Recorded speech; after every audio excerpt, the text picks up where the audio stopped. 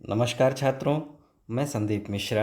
आज आप लोगों के लिए सेमुषि द्वितीयो भागः कक्षा 10 की जो संस्कृत की पुस्तक है उसके तीसरे पाठ को लेकर के आया हूँ।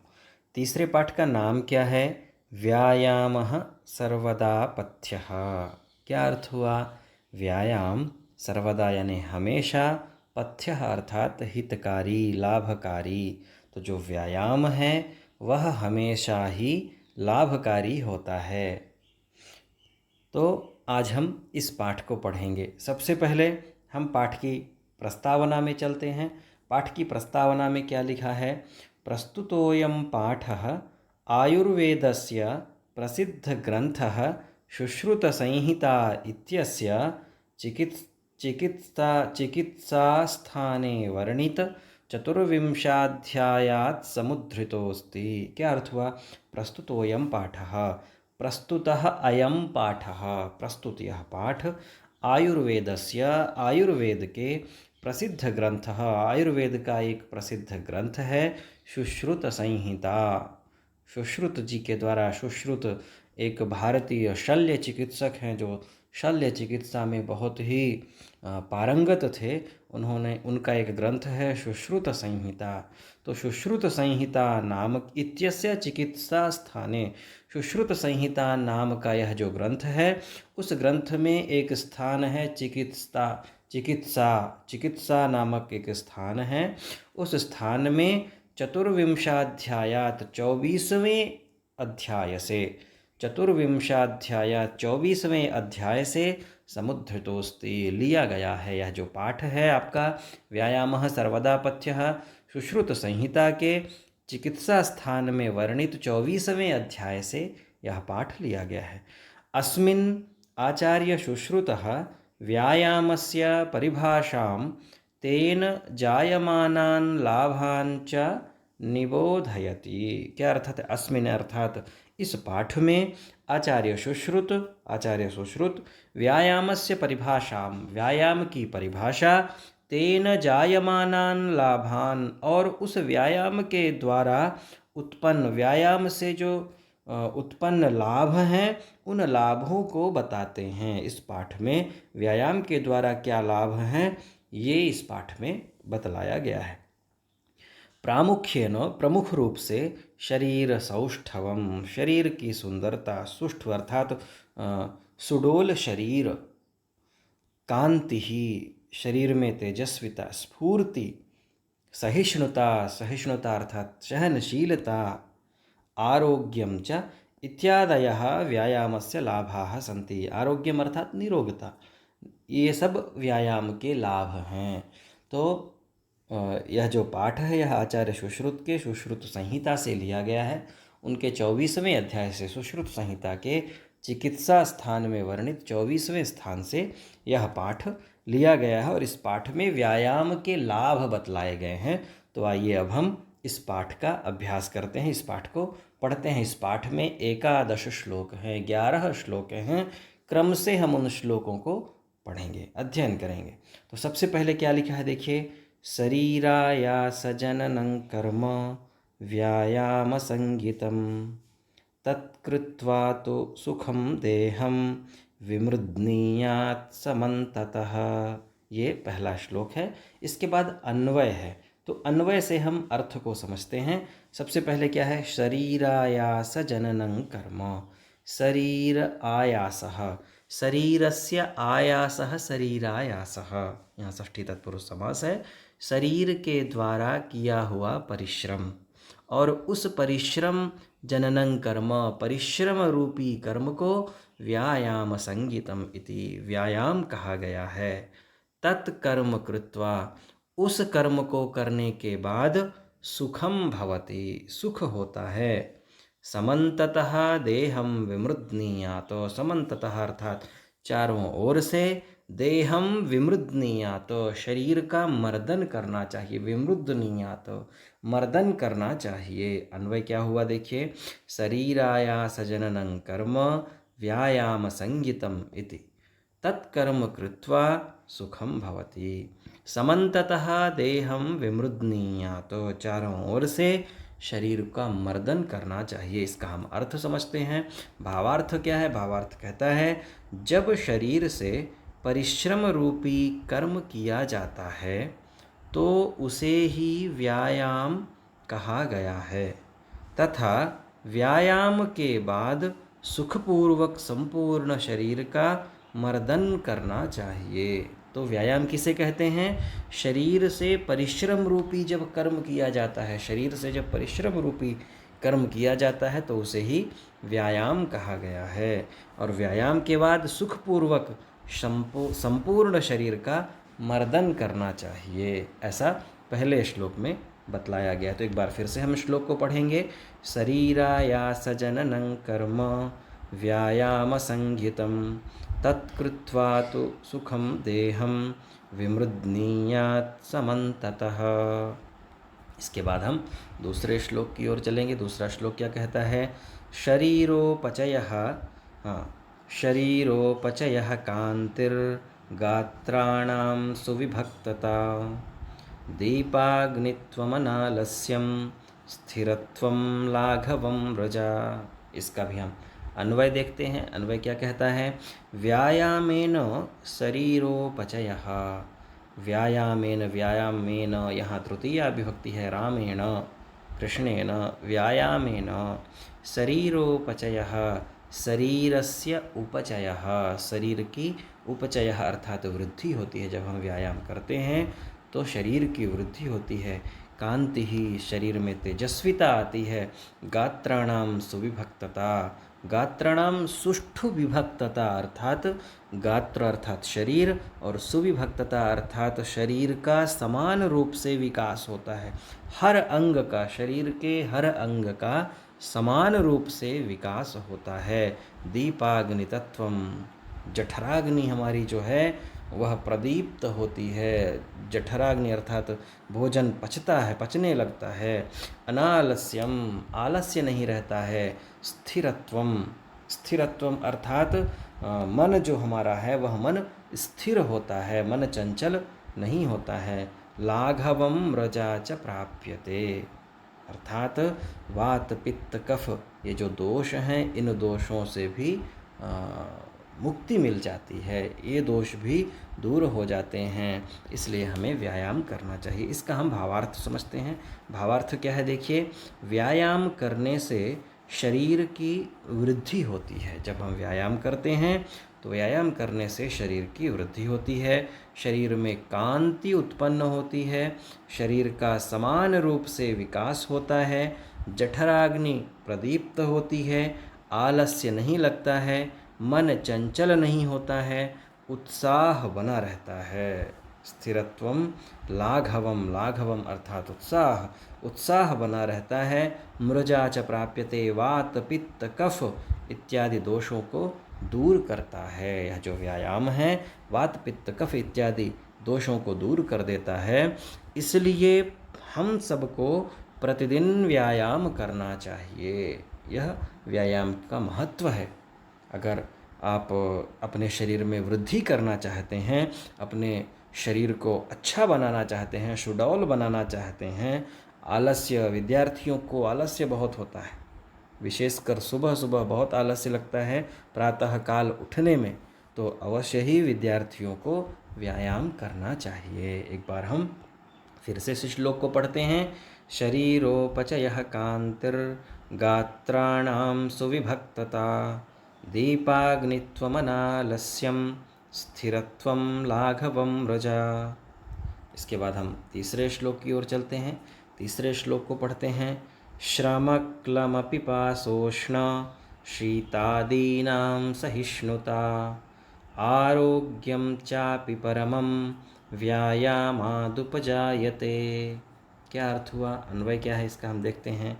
व्यायामात् श्रम क्लम पिपासा उष्ण शीतादीनां सहिष्णुता अपि च परमं आरोग्यम उपजायते। व्यायाम से श्रम, परिश्रम करने में, क्लम अर्थात थकान की, पिपासा यानी प्यास की, उष्ण अर्थात गर्मी की, शीत आदि नाम ठंड की, सहिष्णुता सहन शक्ति प्राप्त होती है।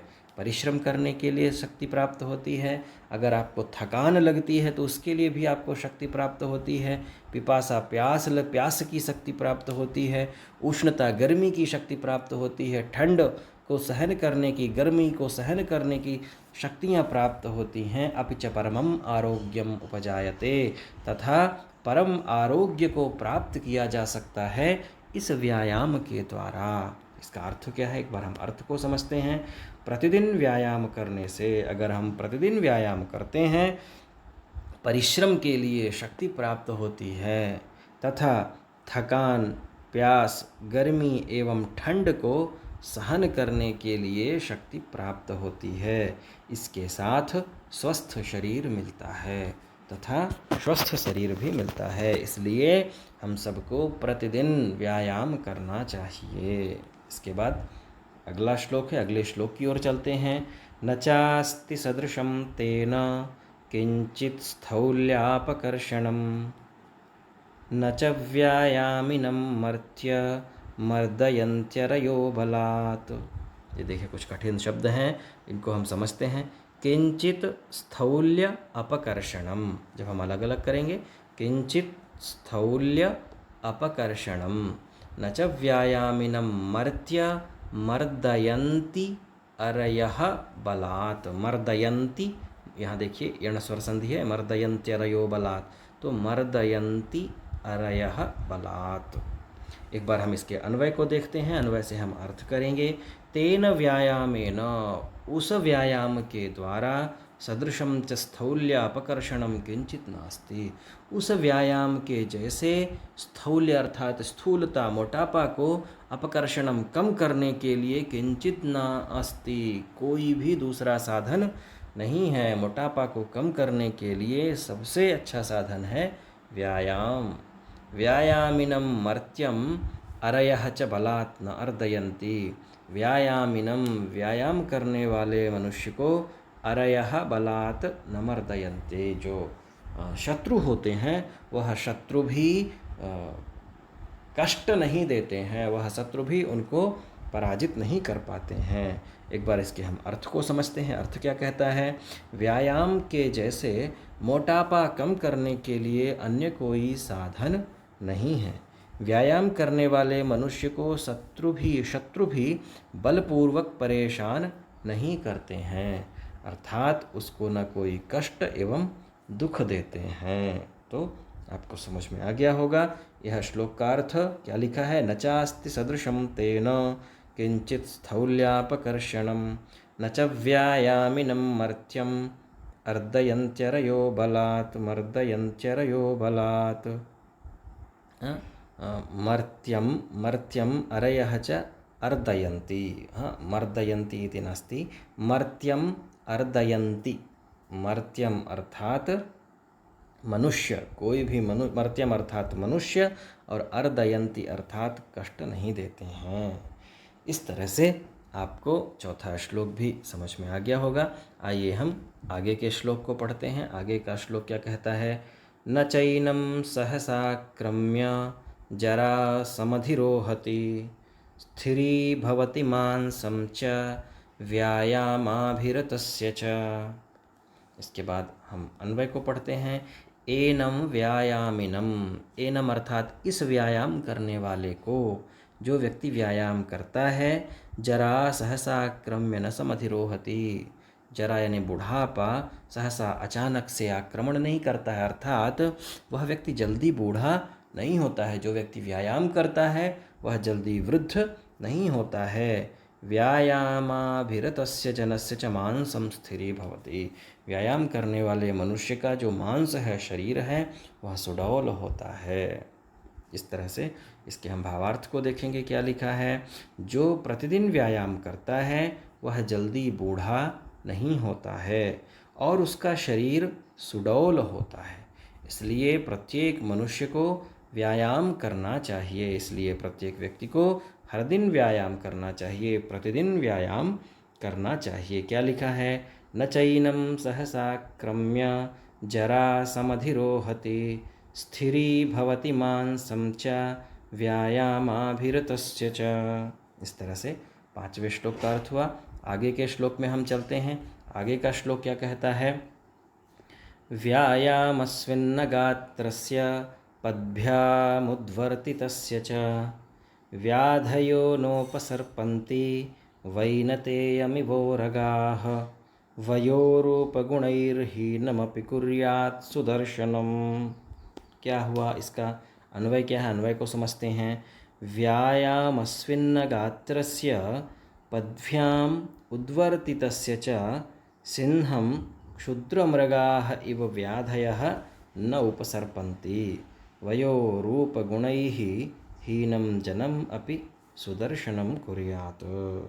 व्यायामस्विन्न गात्रस्य, क्या अर्थ हुआ इसका? हम अर्थ समझते हैं। जिसके शरीर के अंग व्यायाम के द्वारा पसीने से युक्त होता है।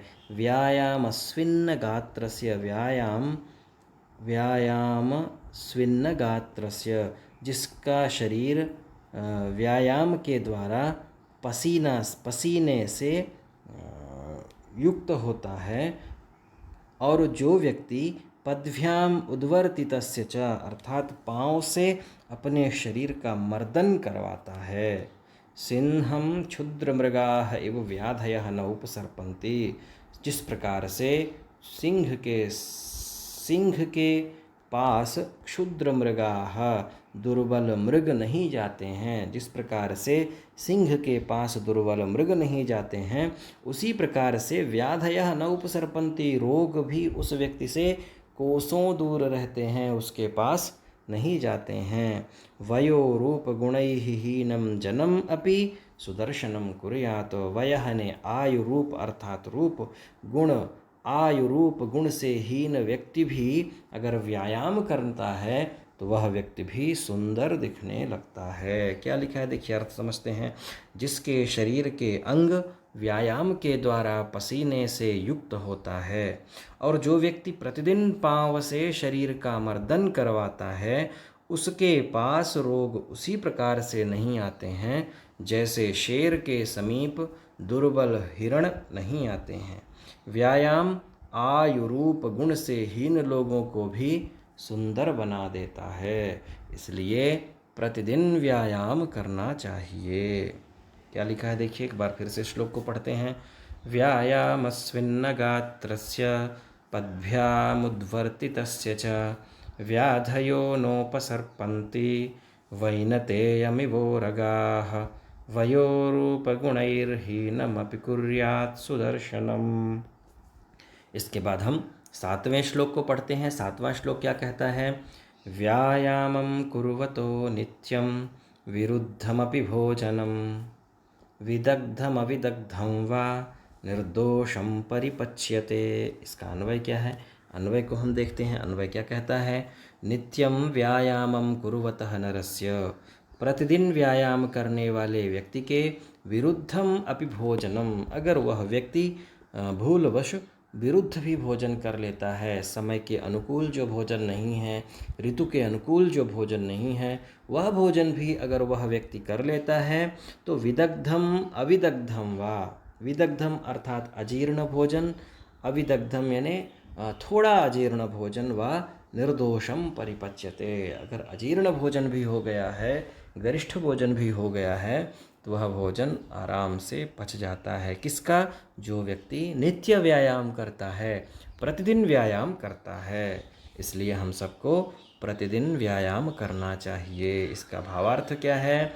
जो लोग प्रतिदिन व्यायाम करते हैं, यदि वे भूलवश ऋतु एवं समय के विरुद्ध भी भोजन कर लेते हैं, फिर भी उनकी कोई भी हानि नहीं होती है। अजीर्ण या थोड़ा अजीर्ण भोजन भी व्यायाम के द्वारा भली भांति पच जाता है, इसलिए प्रतिदिन व्यायाम करना चाहिए। इस तरह से आपका 7वां श्लोक भी पूरा हुआ। आइए एक बार फिर से हम श्लोक को पढ़ते हैं। व्यायामं कुर्वतो नित्यं विरुद्धमपि भोजनं विदग्धमविदग्धं वा निर्दोषं परिपच्यते। अग्रिम श्लोक है, 8वां श्लोक है। व्यायामो हि सदा पथ्यो बलीनां स्निग्धभोजिनां स च शीते वसन्ते च तेषां पथ्यतमः स्मृतः। अन्वयः, इसका अन्वय क्या है? स्निग्ध भोजिनां बलिनां ही व्यायामः सदा पथ्यः भवति। स्निग्ध भोजिनाम, जो बलशाली लोग, स्निग्ध भोजनाम, स्निग्धम अर्थात मुलायम, चिकना कह सकते हैं। तो जो बलशाली लोग चिकना भोजन कर लेते हैं, उनके लिए व्यायाम हमेशा ही हितकारी होता है। शीते वसंते च सह व्यायामः तेषां पथ्यतमः स्मृतः। शीत ऋतु में और वसंत ऋतु में व्यायाम तो अत्यंत ही लाभकारी होता है। इसके हम अर्थ को समझते हैं। क्या लिखा है? जो बलशाली लोग तैलीय भोजन करते हैं, चिकना भोजन करते हैं, उनके लिए व्यायाम बहुत ही लाभकारी होता है, क्योंकि व्यायाम करने से खाया हुआ गरिष्ठ भोजन भी पच जाता है। ठंड के समय तथा बसंत ऋतु में किया हुआ व्यायाम और भी लाभप्रद होता है। इसलिए सब लोगों को प्रतिदिन व्यायाम करना चाहिए। इस तरह से इसका अर्थ है। एक बार फिर से हम श्लोक को पढ़ते हैं। व्यायामो हि सदा पथ्यो बलिनां स्निग्धभोजिनां स च शीते वसन्ते च तेषां पथ्यतमः स्मृतः। इस तरह से 8वां श्लोक हुआ। इसके बाद हम 9वें श्लोक की ओर बढ़ते हैं। 9वां श्लोक क्या कहता है? सर्वेष्वृतुष्वहरः पुंभिरात्महितैषिभिः बलस्यार्धेन कर्तव्यो व्यायामो हन्यतोऽन्यथा। इसका अन्वय क्या है? अन्वय को समझते हैं। आत्महितैषिभिः पुंभिः सर्वेषु ऋतुषु अहरः बलस्य अर्धेन व्यायामः कर्तव्यः अतः अन्यथा हन्ति। आत्महितैषिभिः पुंभिः, अपना हित चाहने वाले पुंभिः अर्थात पुरुष को, व्यक्ति को, सर्वेषु ऋतुषु, सभी ऋतु में, अहरह बलस्य अर्धेन, अहह अर्थात दिन में या रात में, बलस्य अर्धेन, बल के आधे भाग से व्यायामः कर्तव्यः, बल के आधे बल से, बल के आधे भाग से अर्थात बल के आधे, जो आपके शरीर में जितना बल है उस बल के आधे बल से हमें व्यायाम करना चाहिए। अतः अन्यथा हन्ति। और अगर कहने का तात्पर्य यह है कि शरीर में जितना बल है उसके अनुसार ही हमें व्यायाम करना चाहिए। शरीर में बल कम है और अगर हम व्यायाम ज़्यादा करते हैं तो वह हानिकारक भी हो सकता है। इसका अर्थ क्या है? हम अर्थ को समझते हैं। जो मनुष्य अपना हित चाहते हैं वो सभी ऋतुओं में अर्थात संपूर्ण वर्ष प्रतिदिन शरीर के आधे बल के साथ, अहरह अर्थात संपूर्ण वर्ष, प्रतिदिन शरीर के आधे बल के साथ व्यायाम करना चाहिए। आधे बल से अधिक व्यायाम करने से शरीर के लिए हानि होती है। आधे बल से अधिक किया हुआ व्यायाम शरीर का नाश कर देता है। इसलिए जितनी आपके शरीर में शक्ति हो उसके अनुसार ही हमें व्यायाम करना चाहिए। शरीर से जबरदस्ती नहीं करनी चाहिए। इस तरह से आपका ये 9वां श्लोक है। एक बार फिर से हम श्लोक को पढ़ेंगे। सर्वेषु ऋतुष्वहरः, सर्वेषु ऋतुषु, सर्वेषु ऋतुषु, यहाँ यणस्वर संधि है। सर्वेषु ऋतुष्वहरः पुंभिरात्महितैषिभिः बलस्यार्धेन कर्तव्यो व्यायामो हन्त्यतोऽन्यथा, हन्ति यतः अन्यथा। इस तरह से हम शब्दों को अलग अलग कर सकते हैं। 9वां श्लोक पूरा हुआ। आइए हम अगले श्लोक को पढ़ते हैं। क्या लिखा है? हृदिस्थानस्थितो वायुर्यदा वक्त्रं प्रपद्यते व्यायामं कुर्वतो जन्तोस्तद्बलार्धस्य लक्षणम्। अब आधा बल क्या है? तो क्या कहता है? हृदिस्थान, अन्वय से हम समझ जाएंगे। व्यायामं कुर्वतः जन्तोः, व्यायाम करने वाले व्यक्ति के हृदिस्थान स्थितः वायुः, हृदय के स्थान में स्थित वायु, यदा वक्त्रम प्रपद्यते, हृदय में स्थित वायु जब वक्त्रम प्रपद्यते, मुख में आ जाती है, तद बलार्धस्य लक्षणम, वह बल का तब आपके बल का तब आपके शरीर का आधा बल प्रयोग हो चुका है, ऐसा हमें समझना चाहिए। जब हमारे हृदय की वायु हमारे मुख में आ जाती है, तब तक हमें व्यायाम करना चाहिए। एक बार इसके हम अर्थ को समझते हैं। व्यायाम के समय में हृदय में स्थित वायु जब मुख में आ जाती है, व्यायाम करते समय हृदय में स्थित वायु जब हमारे मुख में आ जाती है, जब श्वास विकसित हो जाती है, अर्थात श्वास जल्दी जल्दी हम श्वास लेने लगते हैं, तब शरीर का बल आधे बल तक व्यायाम किया गया है, ऐसा जानना चाहिए। हमारे शरीर ने अपनी शक्ति के अनुसार व्यायाम कर लिया है, ऐसा हमें समझना चाहिए। अर्थात जब तक श्वास विकसित नहीं होती है, तब तक मनुष्य को व्यायाम करना चाहिए। जब तक आपकी श्वास हृदय से मुख प्रदेश में नहीं आ जाती है, तब तक हमें व्यायाम करना चाहिए और उसके बाद हमें व्यायाम को रोक देना चाहिए। यह व्यायाम का लक्षण बतलाया गया है। एक बार फिर से हम इस श्लोक को पढ़ते हैं। हृदय स्थान स्थितो वायुर यदा वक्त्रं प्रपद्यते व्यायामं कुर्वतो जन्तोस्तद्बलार्धस्य लक्षणम्। इसके बाद हम अगले श्लोक की ओर चलते हैं। अगला श्लोक क्या है, देखिए क्या कहता है। वयोवल शरीराणि देशकालाशनानि च समीक्ष्य कुर्याद्व्यायामम् अन्यथा रोगमाप्नुयात्। ये श्लोक क्या कहता है, इसका अन्वय हम देखते हैं। नरः स्वस्य वयः बल शरीराणि देशकाल अशनानि च समीक्ष्य एव व्यायामं कुर्यात् अन्यथा सह रोगमाप्नुयात्। नरः मनुष्य, स्वस्य यानी अपना, वयः यानी आयु, बल शरीराणि शरीर, देश, काल यानी समय, अशनानि भोज्य वस्तुओं को देख कर ही व्यायाम करना चाहिए। अन्यथा सह रोगम आपनुयात, नहीं तो वह रोग से युक्त हो जाएगा, रोगी भी हो सकता है। इसका अर्थ क्या है, अर्थ को हम समझते हैं। मनुष्य को अपनी आयु के अनुसार, बल के अनुसार और शरीर की शक्ति के अनुसार स्थान, समय, भोजन इतना अच्छे से विचार करने के बाद ही व्यायाम करना चाहिए। इन सब का अच्छे से विचार करने के बाद ही व्यायाम करना चाहिए। यदि ये विचार नहीं किया गया, तब उसका शरीर रोग से ग्रस्त भी हो सकता है। इसलिए इनका आयु का, अपनी आयु का, हमारी आयु के, हमारे शरीर के अंदर बल क्या है, हमारे शरीर में कितनी शक्ति है, कैसे स्थान में हम व्यायाम कर रहे हैं, किस समय हम व्यायाम कर रहे हैं और कैसा भोजन करने के बाद या व्यायाम करने के बाद हम कैसा भोजन लेते हैं, इन सब का अच्छे से भली भांति हमें विचार कर लेना चाहिए। इसके बाद ही हमें व्यायाम करना चाहिए। अगर हम ऐसा विचार नहीं करते हैं तो व्यायाम से नुकसान भी हो सकते हैं। इसलिए हम सबको इनका विचार करने के बाद ही व्यायाम करना चाहिए। इस तरह से आपके 11 श्लोक पूर्ण हुए और आप इन श्लोकों का अभ्यास करिए। जहां आपको समझ में नहीं आया है, आप वीडियो में कमेंट करें, मैं यथासमय उसका उत्तर अवश्य दूंगा। तब तक के लिए आप सभी को नमो नमः।